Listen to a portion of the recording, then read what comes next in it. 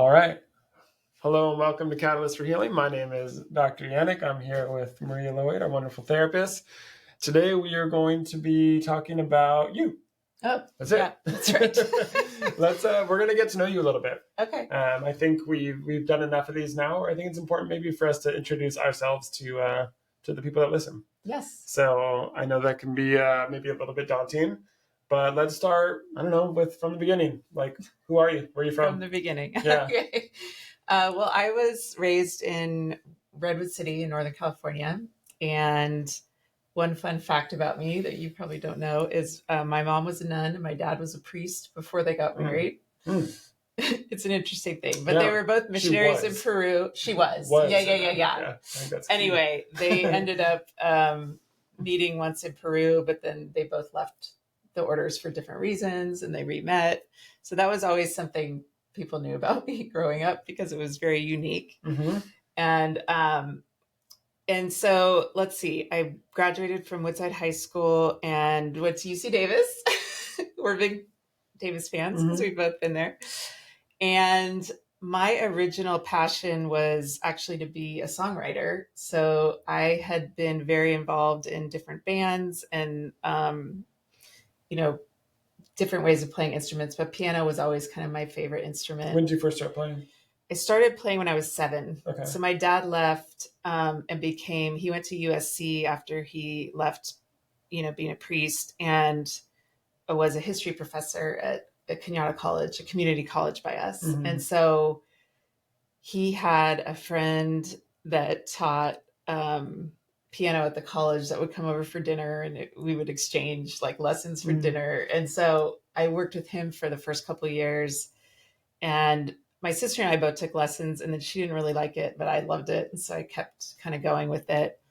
But I've talked about that in some more episodes of just got into like songwriting and really just was so passionate about playing the piano. I did some singing as well. And I played other instruments in the band, like clarinet, saxophone. And they put me on the bells because I needed a piano, which was horrible with marching band, obviously. For a couple miles, you're like holding a heavy instrument, but it was fun.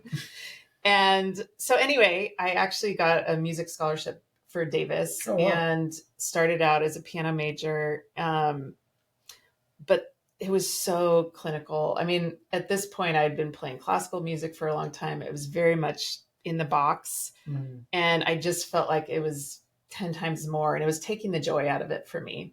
So I thought, I'm just going to keep this as a hobby, something I love, and try to figure out what to do. Mm. And so I loved psych classes. I loved, but I was terrible at multiple choice tests. Mm. So I wasn't doing very well in them, but that's what I was most drawn to. But then they had a major called human development at UC Davis. Yeah. And so one of my best friends was in that major. Yeah. I loved it because we studied the life cycle, but there was a lot of psych stuff involved in it, but it was all writing, and I love to write. And so anyway, that was my major in college. I wasn't sure what I wanted to do. I was always drawn to the idea of working with people. And I did an internship. Gosh, it's called Child Life with kids dying of cancer. Yeah. It was so difficult. I got really depressed just having to be in that environment. Child life specialist, yeah. And then I did some internships working in a classroom because I thought maybe I wanted to teach. But I was always getting drawn back into loving the one-on-one experience with people. And so anyway, at that point, I decided that was where I wanted to go, was to do therapy. Mm-hmm. And what's so funny is at the time, so I graduated from, I'm having my 35th high school reunion this year. It's crazy. Mm-hmm. But I'm trying to think of when I graduated from Davis. I guess it was 1990. And, at that point, honestly, therapy was like only if you're really severely mentally ill do people go to therapy. So I had so many people ask me, like, why would you want to go into that field? Yeah. Like, they thought it was weird. They were like saying, isn't that going to be depressing? And I just was like, I don't know, but I love, Had you been to a therapist at that point? At that point, no. Yeah. And so it was more That's so interesting. I can't imagine, like, what exposure did you have to the therapeutic process? I guess maybe in the child life, was that a little bit or No. in So at class? the time, so I had gotten involved in a non-denominational church, and I was the college director at this church. I don't know if you heard of it. College Life was on Davis at the I time. don't think I know. So anyway, I actually did work there for 2 years before I decided to go to school again. And what I kept finding, so I was doing like teaching, I was doing like organizing student groups. Yeah. I was doing a lot of different things, but I ended up, this is what happened. I ended up starting like a counseling space for students where I'd meet at the coffee house Yeah. and have open hours, and people would come in. Oh, so And interesting. I loved it. It was Yeah. like, Yeah, for yeah. some reason, just people sharing. Wait, how old were you? So it was right after college. I did that for 2 Oh, I years. So I see. was Okay. 22. So, yeah, because Yeah. like obviously that sounds like a child to me, but in that space you were like a big adult with experience and I mean, yeah. not any experience, but it But was like people look to you as like almost like they saw me as the college director. And so then they were yeah. like, oh, maybe she can help me with this problem. They would come and they'd talk it out. And I just felt like really alive Yeah. and excited in that space. And that's when I was like, I think I want to do therapy. And so at that point I was, so yeah, I have a lot of, right now I'm very spiritual, but like a lot of religious background with the Catholicism, and then going more to like. Did you have experience with confessional when you were younger? Yes, I hated it. Oh my gosh. I've heard people analogize that it's like it was the seed of what therapy became. Obviously there's not much of a back and forth, but the idea of like discussing your deepest, darkest secrets. Well, so for me, it was like, no offense, Mom, but I was like, my mom would be like, okay, there's confessions, and they'd drop us off when we were in high school. And I remember one time, like, I really confessed some deep stuff. And I was like, here's all the stuff going on. And I was really like searching for help. Well, first of all, there's a black, screen or whatever. You don't see the person. Yeah. And then the response I got from that priest was, go say 4 Hail Marys and 5 Our Fathers, which are the 2 prayers that they recommend. And I was dumbfounded. I was like, what? Like, that's not going to help me. Like, were you expecting a back and forth, or had you? I think I was expecting a little bit of like advice or like support. Like, oh, that must be really difficult. How are you feeling about that? Like, I was like breaking down in the confessional, and it was just this like rote response. And not all priests are like that. I mean, some do converse and go back and forth, but it was that one experience where I was just like, this feels ridiculous. Like, I went out and did the prayers. It wasn't quite enough. It was like I was needing some emotional support. Sure, yeah. And I was very sensitive and empathic growing up. And in our culture at that time, people didn't really understand how to connect and relate to someone that was that sensitive. And so I was very much shamed for being sensitive. And that was something that was just innately part of me. And so there was a lot of feeling like there was something wrong with me, in that, just based on what I was seeing. Like, now we call it neurodiversity, or we call it highly sensitive people or empaths. And there's much more of an understanding nowadays of how to treat those types of people, that would give them a little bit more of what they're needing. And they're not made to feel as bad about it because there's just more language for it now. Yeah. But that was a big piece for me, because there was a lot of, I'd say, like, silent traumas that on the outside don't look like. I also had a back brace because I had severe scoliosis. So on the outside, they don't look like big issues, but on the inside, I didn't have any space to process some of the painful things that were going on because people didn't quite know how to support me. Yeah. And so I think, that led to really loving giving that to other people, which is a lot of therapists go into it because they're giving out what they wanted to get, which was the support and whatever that, empathy and all that. But it wasn't until, so that drew me into the field. And then I went to Fuller Theological Seminary. I don't know, we talked about that, but so there's over like 300 denominations. It's in Pasadena. So that's where I went to grad school, because I did a year of theology and tried to integrate that with the psychology that I was learning, because I was, wanting to kind of find the space to integrate spirituality. So anyway, that actually was when they required therapy. And I was really relieved because I had wanted to go, but it was like someone saying, okay, you got to do this as part of your training. And in fact, you have to do your own therapy. Yeah, you pretty much have. I mean, you pretty much have to. Which I think is, I don't know if you have to, but at the school where I went, I did. So we get 3,000 hours of training before we get licensed, and they actually count the therapy hours you do personally times 3. So it's like if you go to 100 hours of your own personal therapy, you get 300. If that makes sense. That's how much they value it. Yeah, for sure. So, so anyway, loved my experience there. The classes were amazing. The teachers were amazing. So I did marriage and family therapy just because that seemed like the best fit at the time. And so anyway, once I got licensed, well, actually the path to get licensed is very difficult. I mean, it took about 3 years, and I started out, you do everything under the sun. You're basically seeing the hardest patients when you're the least trained because so it's so funny how analogous that is to medicine too, I can imagine. Like in residency, you are basically taking care of the sickest, most complicated patients. Right. Because oftentimes like the residencies are the kind of safety network of like where, all the maybe bougie private hospitals and stuff can't take care of these patients. So the really sick ones go to these big hospitals like that. Yeah. Which maybe is good to train that way. It's good in a sense, but I mean, I was working at a family clinic, and I was working with gang members, and then I spoke Spanish because my parents really instilled that in us. We had lived in Guatemala when I was little, and they both spoke Spanish, having been in Peru.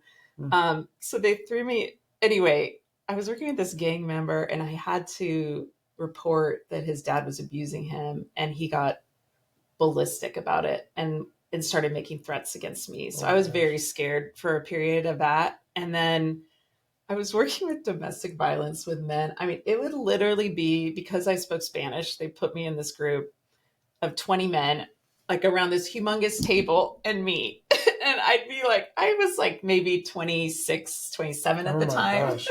Totally intimidating, right? And I'm like trying to communicate in Spanish some skills they can do for anger management. And on the side, I'm hearing all their jokes that they're making about me. Like it was just, there were some really uncomfortable situations. But you're just like, okay, I'll do it all. I'll do it all. And then I did foster care for 2 years, which I actually loved.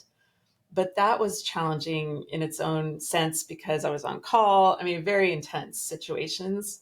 So I would say, I got my most intense in those 3 years. Yeah. And then my husband at the time and we moved to Northern California because I wanted to be closer to family when we were talking about having kids. And he was working in tech. And so it was just kind of a good transition time. So I had to find someone to intern with up there because I wasn't quite licensed. And then I got pregnant and I failed the orals. It's like the law exam. I mean, it's pretty intense. Mm-hmm. So you take a written and an oral exam, and I failed the orals by 0.5 point, which that meant I was like 8 months pregnant when I took that test. And so that means you can't even take the orals for another 6 months. So I know people think like we make all this money, but the amount of time and investment you put, and you're like this too, with the school and all those costs that you're usually taking out loans for, and then the process of getting licensed, not getting paid hardly anything throughout that process.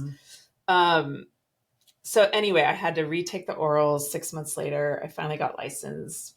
And that's when I started my private practice up in Northern California. Did you have an idea of like the population you wanted to work with?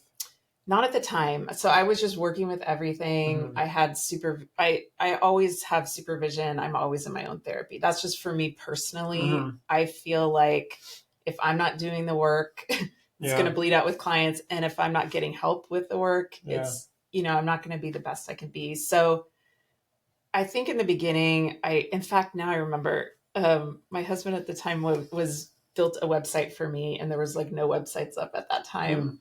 And so I was getting clients through the website, like just random, like people from different places, but you learn so much as you go in the field. And so a lot of it, I was really drawn to the theories of attachment, object relations, psychodynamic. They just go a little bit deeper in terms of CogB was like the main theory at the time that everyone was using, but I just felt the limitation because if you're not dealing with the unconscious, it's going to come out in different ways. And so I incorporate CogB at a certain point. Cognitive behavioral therapy. Cognitive behavioral therapy.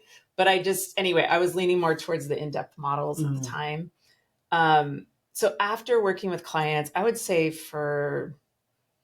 I had my private practice up there for 15 years.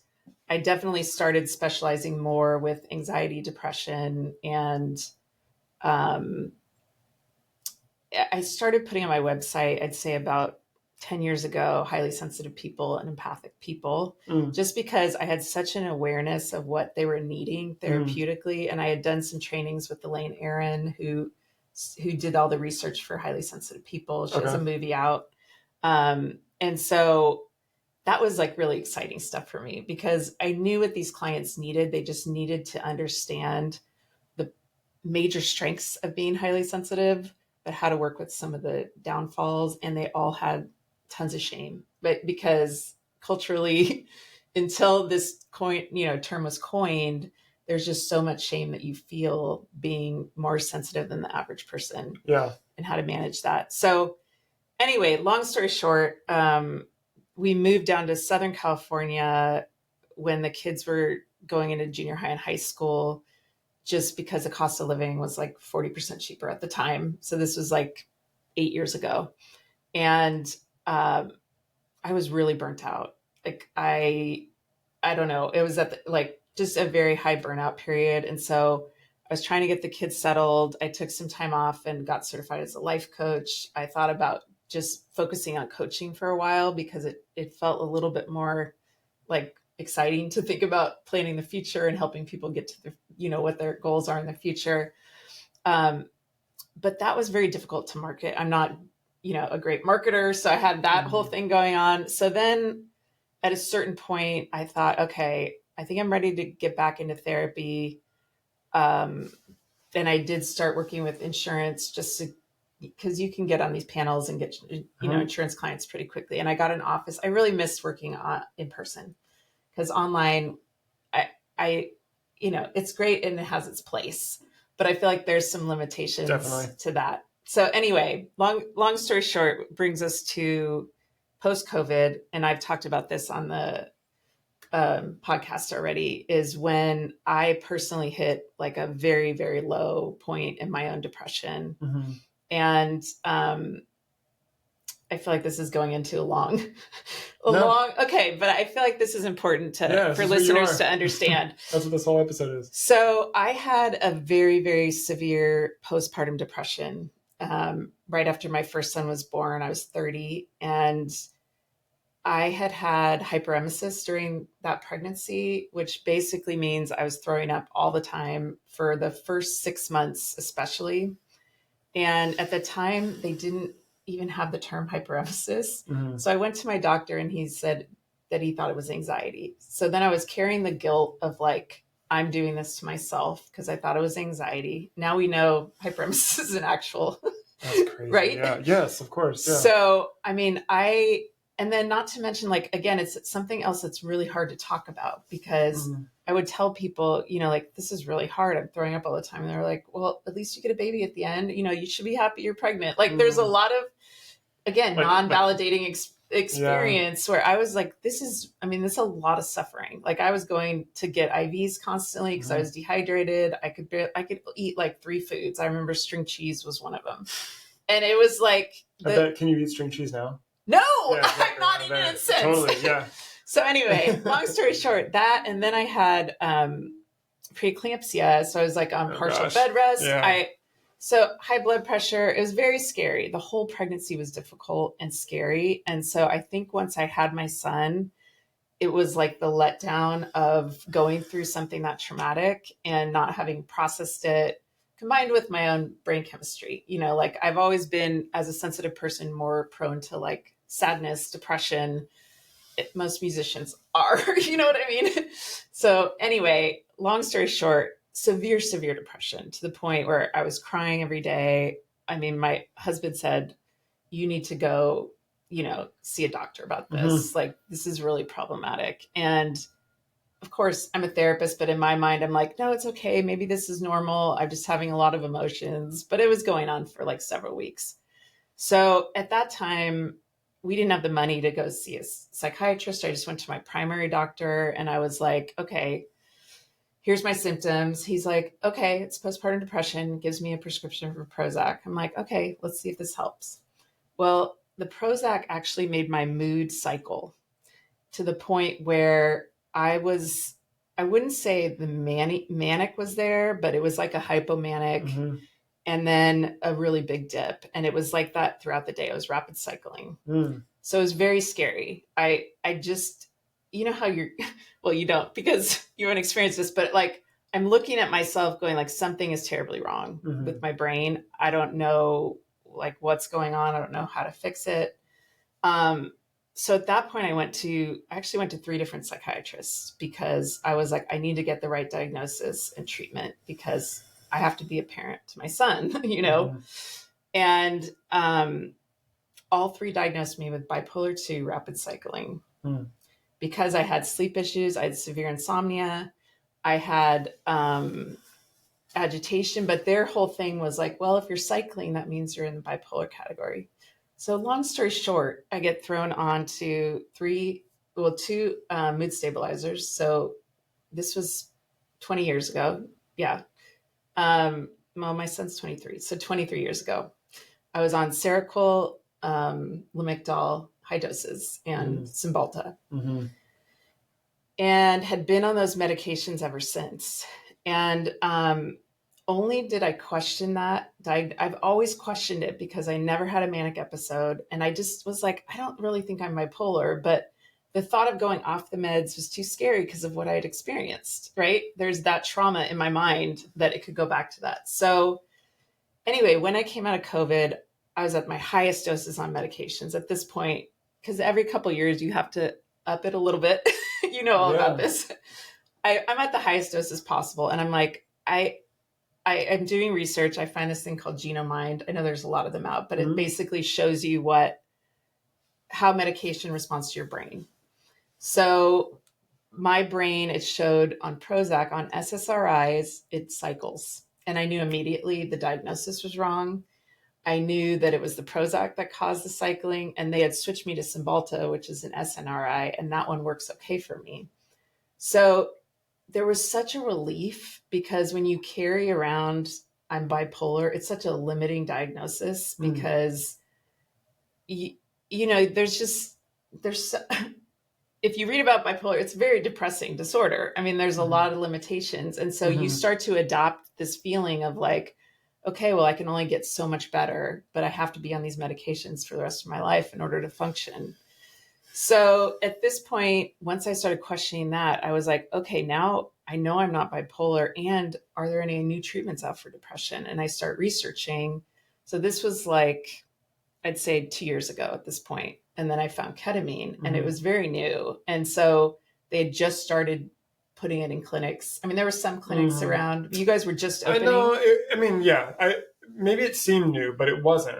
I mean, it had been. It wasn't new, but I had not heard about it. Yeah, for sure. But clinics, there are clinics that have been around for 10 years now at this point. But fair enough. Okay. Definitely was and is still not mainstream. It's still not mainstream. So I read the research about it. I was like, oh my gosh, this could really work for me. And so, you know, again, the financial commitment was way too much. So I did it through Spravato, through my insurance. I tried and failed 2 medications at this point because I've actually tried almost every psych med, which was a benefit to my clients. It took like 2 years of trial and error, horrible experience with that, finding medications that actually worked. And then again, horrible side effects. So 2 years ago, I had high blood pressure, high cholesterol, high blood sugar, I believe all from the Seroquel because that one caused weight gain right away. So anyway, I go into the ketamine and we've talked about my experience with that. It wasn't until like the 6th or 7th session where I started feeling the benefits. And I was like, wow, this something is shifting in my brain. And then, you know, my own journey of like getting trained in it, using different modalities with integration and found that really powerful, where I finally was like, I'm going to start getting off my meds. So I've actually I mean, it's been over 2 years that I've been tapering from 3 medications. I'm down to 2 on very low doses at this point, which is a miracle, honestly. Yeah. So that's how I got into this field and became so passionate about it, because over time, what I started specializing with in my practice were the severe, hard to treat depression cases. Yeah. And I was marketing to highly sensitive and empathic people. And so I could see that I started using some of these medicines with my clients, and people that were stuck for like, I mean, I can do some long-term work with people if they really need it, but like 6 to 8 years just stuck. We're like getting unstuck and starting to heal some of the roots of their trauma, but the brain benefits that it gave them the ability to do that. And that's why I got so passionate about this. Yeah. So that's so interesting to get that context. I'm wondering if you look back over your kind of career trajectory, do you think when you were 26 when you started this, like if you went back to yourself then and told yourself what you were doing now, that like you would have been shocked, or do you feel like you maybe thought like, oh yeah, I could see how I would end up doing that? Like, would you have been open to something like this at that time? I mean, I definitely could. I mean, what's interesting is I ended up leaving the church altogether maybe about 10 years ago, just because of beliefs that weren't matching up. But I've always been a very spiritual person. Yeah. But I think what was so cool about this whole space was I felt like it brought back my spirituality in a whole different way. Yeah. Because there was this sense of presence of God and the love, and then also like encouraging me to be in nature more and getting more creative. It was like me getting, I think, I don't know, this space has brought so much healing to me along those lines of like the holistic stuff. Because when I was on medication and that heavy of medications, I was pretty dissociated from my body, from my ability to even work out in the way that I was a competitive swimmer growing up. And I couldn't do hardcore exercise anymore because I was too tired all the time from the medication. So it was like the ketamine brought back in a lot of my love for nature. It reminded me how important nature is, and I try to be in nature every day. But it also brought back in music to my life, because when I was on the heavy meds, I couldn't access my ability to write music. And so it's brought back God in a really amazing way. And I don't know, it's really been, for me, like it's called me back home to myself. And I'm just so thankful for the experiences that I've had. Yeah. I mean, yeah, it's like, it's simultaneously terrible that you had to go through that, but it also makes you like such an asset in this space, right? Like, I mean, your experiences make you insanely overqualified to do what you so passionate about it. Yeah, for sure. But I don't think, like, of course you don't have to have these experiences to be a therapist in this space, but it's like, gosh, like you really can deeply connect with your patients because you've been through a lot of this stuff. Yeah. I think one other thing that I wanted to touch on was you going through to your own therapist. Yes. I think, is that something pretty standard, would you say, with most therapists that are like routinely doing that? Is it something that's like mandated in the field? I'm curious. I just don't know. No. I mean, it's a great question. So that was the other pivot for me when some of the trauma modalities came out. I was so excited because we needed a new way to treat mental illness in terms of really helping people get at the root of the trauma. So that's when I started getting into the parts work, IFS, and somatic work, and brain spotting, and some of these other modalities. So I got, what was the question again? Oh, so therapist. Yeah. Okay. So it's just like any field. There's going to be really good ones and not so good ones, right? Yeah. Like go to a mechanic, and some are going to be great, and just like a doctor, you know? I mean, I would say the therapists that aren't in their own therapy, to me, that's an issue. Okay. Only because we're never done like working on our stuff. And we can have a lot of countertransference come up with clients, meaning like their issues can trigger some unhealed parts of us. Okay. Just like our kids. I mean, having kids is an example of this. Every stage of development that they're going through activates stuff in us that's unhealed, and we need to heal in order to be the good parent for them. Mm-hmm. And so it's the same thing with clients. Like they're constantly, I'm learning and growing from them, but it's also activating stuff in me that still needs healing. And I need to be grounded and present for their needs, not to be, in my own stuff while I'm sitting with them. Yeah. So to me, it's imperative to be doing your own work at the same time. So I don't know what percentage of people do that. But that's just my bias, is that it's really important. Yeah. I think it's amazing that you talk so openly about this. And like, I think at this point, you can't even imagine not being that way, but I imagine this was a very deliberate choice that took you a long time to come to. It was, because in our field, and especially some of my background doing more of the psychodynamic work, like we don't share anything personally, nothing. And we're very much want to be there for the clients. And I mean, there's some space, or I think it's appropriate to share. In this space, it really, I noticed, was incredibly helpful, because I would recommend ketamine to people that were really scared, really skeptical. And then I would share, this is something I've done, and here was some of the benefits I got, and it made them instantly more comfortable to try it. Yeah. I think in your space, in my space too, in the healthcare space, anything in this space, like we're almost held to this impossible standard of like, we have it all figured out, and like we can thus give it to you. But like, we're all living a human experience. And I think it breaks down that artificial barrier of like the doctor is there to fix the object that's broken, right? Now we're all going through this. I just happen to have some knowledge in something that I think can help you. I don't need to pretend to be perfect in everything together, right? Because that's not life. That's not reality. But I think it's really cool that you're so open about this, and your story's it's really incredible, really powerful. And I think thank you. It's because of all of your life experiences and who you are that I think it makes you one of the best specialists around. So, thanks, Justin. Yeah, thanks for doing it all. All right. Cool. Well, any other? I think that's about it. I have 2 boys. They're 19 and 23. They're amazing. My older son is actually going to India tomorrow, and he's doing this entrepreneurship program that he does at different countries each semester. So incredible. I want to do that. That's been incredible. My younger son just moved to New York and has a plan to go to NYU. It's so funny. This is totally an aside, but I remember like always wanting to grow up.